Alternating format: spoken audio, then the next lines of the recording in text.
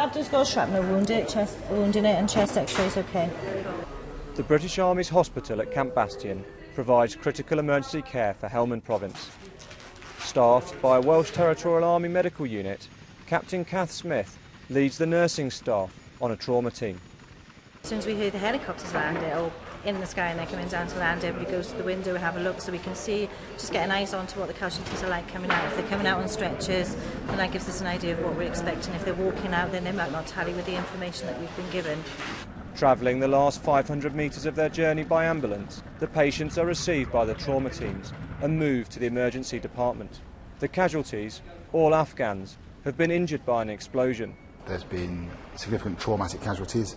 There were 5 trauma casualties, 4 from one incident, 1 from another. Mechanism, blast from the right-hand side of the vehicle, it was driver. They were critically unwell casualties and they were numerous. Yes, we were tested, but we rose to the challenge and successfully treated the casualties in the emergency department for their onward destination. But it was tight at times, but we got there.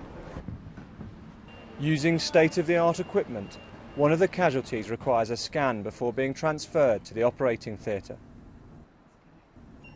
Warrant Officer Phil Thomas, an operating department practitioner, is a Territorial Army soldier. This is a little bit different from being an ODP back home, and the way that the trauma cases are, like, I think when you've seen somebody's foot just being cut off, that is a little bit different than what we do back home.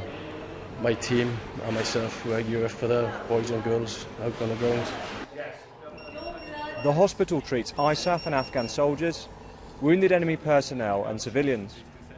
Not all of the patients have been injured in the fighting. Basha pulled a vessel of boiling water onto himself, causing severe burns to his legs. Basha received initial first aid at a forward operating base. He was then moved to the hospital for further treatment. Basha has since made a full recovery and is now back in his village. Many of the patients are grateful for the treatment they receive in the hospital. He's